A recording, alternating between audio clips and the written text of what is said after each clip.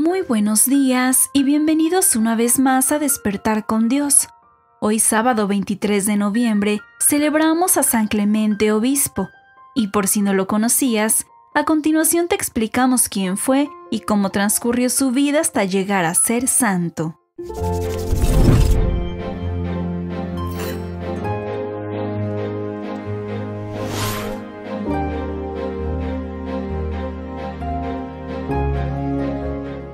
La comunidad cristiana de Corinto, radicada en una de las ciudades más cosmopolitas, dio mezclados con muchas alegrías algunos motivos de preocupación. Ya en tiempos del apóstol Pablo, que adoctrinó a los primeros, hubo problemas con algunos cristianos que perdían su fuerza y por la boca se mostraron indisciplinados. Años después, se repitió la historia de los carismáticos que no aceptaban someterse a la autoridad de los legítimos pastores. El Papa Clemente tuvo que intervenir en esos episodios poco agradables, molestos y preocupantes. Era preciso corregir la desunión y evitar el peligro cismático. Clemente I, obispo de Roma durante 10 años, mandó a aquellos fieles una espléndida carta que llevaron Claudio Efebo, Valerio y Fortunato.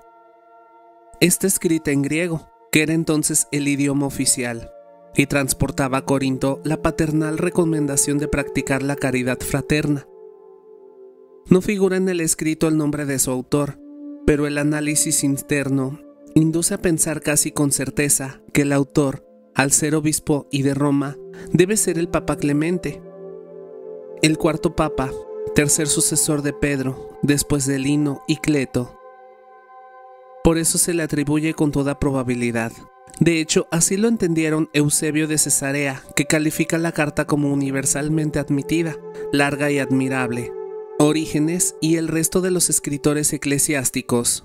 Algunas actas legendarias, con toda probabilidad falsa, lo presentan emparentando con la familia imperial, como si fuera primo de Dominicano, o pariente de aquel Flavio Clemente, al que mandó matar el emperador por el crimen de ateísmo. Otros testimonios aducen su condición de liberto en la casa Flavia. Unos afirman que procedía del paganismo, mientras que otros lo presentan como ascendencia judía. Hay quien lo quiere identificar con el homónimo mencionado por el apóstol Pablo en la carta a los Filipenses, como colaborador suyo. Y hasta afirma alguno más que fue convertido en Roma por la predicación de Pedro. Sea como fuere, a través del escrito se ve la finura de un papa conocedor del Antiguo Testamento y bien experimentado en el espíritu de oración. Habla de forma arrebatada de la fe, origen de la disposición humilde de donde nace la aceptación de la autoridad. Expone, con seguridad, que dan las disposiciones divinas y no las componendas humanas, la existencia de la autoridad jerárquica proveniente de la voluntad fundacional de Cristo, y la llamada a la comunidad universal de los creyentes, cuerpo de Cristo y rebaño. No falta el recurso a la tradición recibida para llegar a la concordia de la fe y recuperar la paz. Es admirable descubrir con nitidez la conciencia de su autoridad y de su obligación universal al intervenir en uno de los primeros conflictos, en virtud de su suprema autoridad. Con tono dignísimo y de gran solicitud paternal, Roma ordenó y fue obedecida. La carta se considera tan autorizada por los destinatarios que 70 años más tarde aún les leía a los fieles en la asamblea dominical, según consta por testimonio de Dionisio de Corinto. Párrafos de la carta de Clemente dan a entender que se escribió al finalizar una de las persecuciones, probablemente la del Dominiciano, emperador, al que el poder lo cambió inesperadamente de pacífico a cruel.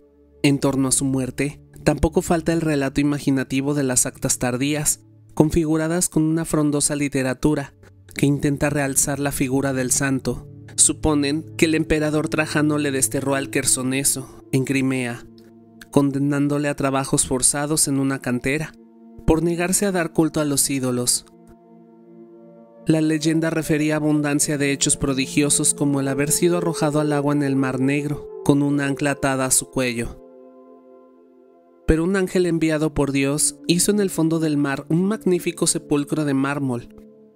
Cada aniversario de su muerte, podían los fieles visitarlo a piel seco y cuando una madre olvidó en una ocasión allí a su hijo, lo encontró al año siguiente vivo. El ancla que está presente en su iconografía más bien nos sugiere la firmeza de la fe y la seguridad de la unidad de las que fue Clemente eminente campeón con su enérgica defensa, al mantener el principio de la autoridad primacial de la sede romana.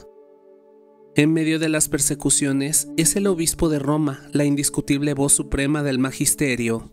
Esta es mi aportación de este gran santo. Muchas gracias por vernos y escucharnos un día más. No te pierdas los videos que publicamos diariamente sobre la vida de los santos que nuestra iglesia festeja, y los domingos el Evangelio de nuestro Señor.